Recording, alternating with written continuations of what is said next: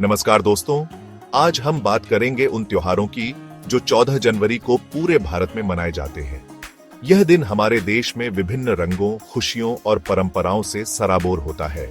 14 जनवरी को मनाए जाने वाले प्रमुख त्योहारों में शामिल हैं पोंगल, मकर संक्रांति और बैसाखी।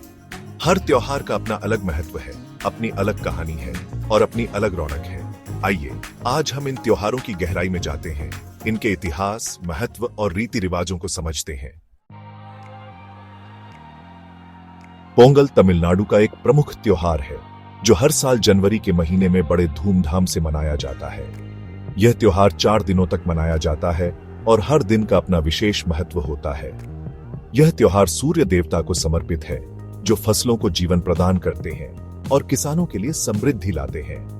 पोंगल का अर्थ होता है उफान या अधिकता, जो फसल की कटाई के बाद आई समृद्धि और खुशहाली का प्रतीक है। इस समय किसान अपनी मेहनत का फल पाते हैं। पहले दिन, जिसे भोगी पोंगल कहा जाता है, लोग अपने घरों की सफाई करते हैं और पुराने सामानों को जलाकर नई शुरुआत का स्वागत करते हैं। यह दिन नकारात्मकता को दूर करने और सकारात्मकता को अपनाने का प्रतीक है। दूसरे दिन, सूर्य पोंगल के दिन, सूर्य देवता को विशेष रूप से पूजा जाता है। इस दिन लोग अपने घरों के आंगन में रंगोली बनाते हैं और सूर्य देवता को धन्यवाद देते हैं। इस दिन घरों में रंगोली सजाई जाती है और मीठे चावल बनाए जाते हैं जिन्हें पोंगल कहा जाता है। यह पकवान विशेष रूप से इस त्योहार के लिए तैयार किया जाता है। तीसरे दिन, माटू पोंगल के दिन, पशुधन विशेषकर गायों की पूजा की जाती है। किसान अपनी गायों को सजाते हैं और उनकी सेवा करते हैं क्योंकि वे उनकी आजीविका का महत्वपूर्ण हिस्सा है।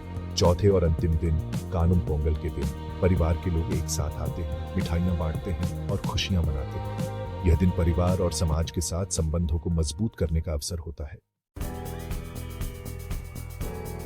मकर संक्रांति पूरे भारत में विभिन्न नामों और रीति रिवाजों से मनाया जाने वाला एक महत्वपूर्ण त्योहार है। यह त्योहार हर राज्य में अपने अनूठे तरीके से मनाया जाता है, जो भारत की सांस्कृतिक विविधता को दर्शाता है।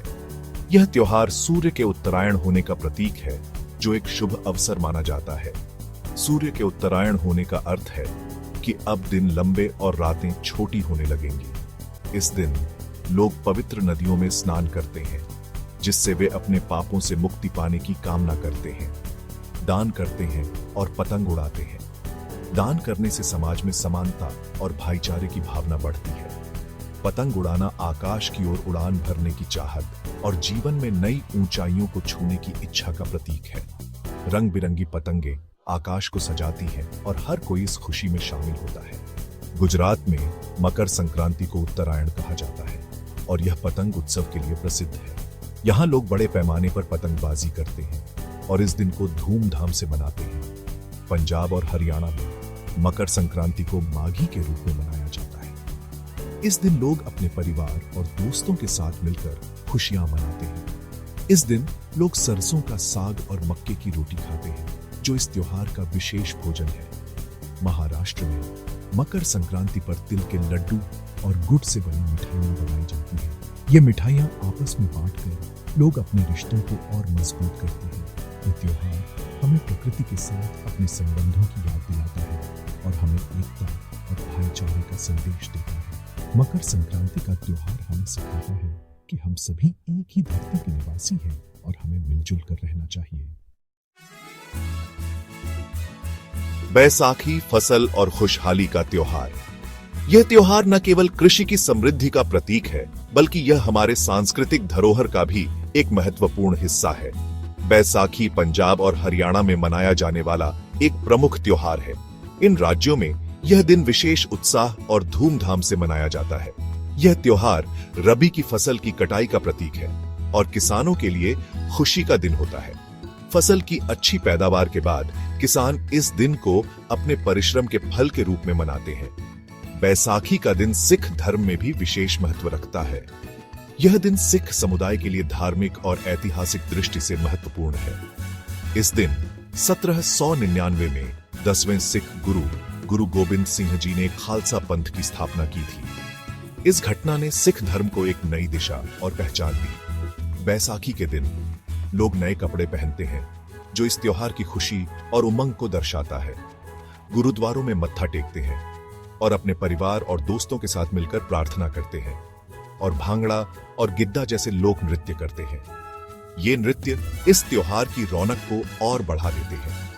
इस दिन गुरुद्वारों में लंगर का आयोजन किया जाता है, जहां सभी को मुफ्त भोजन परोसा जाता है, जहां सभी धर्मों और जातियों के लोग एक साथ बैठकर प्रसाद ग्रहण करते हैं। यह सामुदायिक एकता और भाईचारे का प्रतीक है। बैसाखी का त्योहार हमें कर्मठता, साहस और बलिदान का संदेश देता है। यह हमें याद दिलाता है कि मेहनत और समर्पण से ही हम अपने लक्ष्यों को प्राप्त कर सकते हैं। अन्य त्योहार, विविधता में एकता। 14 जनवरी को भारत के विभिन्न हिस्सों में कुछ अन्य त्योहार भी मनाए जाते हैं। असम में माघ बिहू मनाया जाता है, जो फसल कटाई का त्योहार है। केरल में थाईपुसम मनाया जाता है, जो भगवान मुरुगन को समर्पित है। यह विविधता ही भारत की पहचान है। हर त्योहार अपनी अलग कहानी और रीति रिवाजों के साथ हमें भारत की समृद्ध संस्कृति और परंपराओं की याद दिलाता है। धन्यवाद। तो दोस्तों, ये थे 14 जनवरी को मनाए जाने वाले प्रमुख त्योहार। हमें उम्मीद है कि आपको यह जानकारी पसंद आई होगी। हर त्योहार हमें प्रेम, भाईचारे और एकता का संदेश देता है। आइए हम सब मिलकर इन त्योहारों को उत्साह और उमंग के साथ मनाएं और अपनी संस्कृति को जीवित रखें। अगर हाँ, तो हमारे चैनल को सब्सक्राइब करें और इस वीडियो को लाइक और शेयर करना न भूलें। धन्यवाद।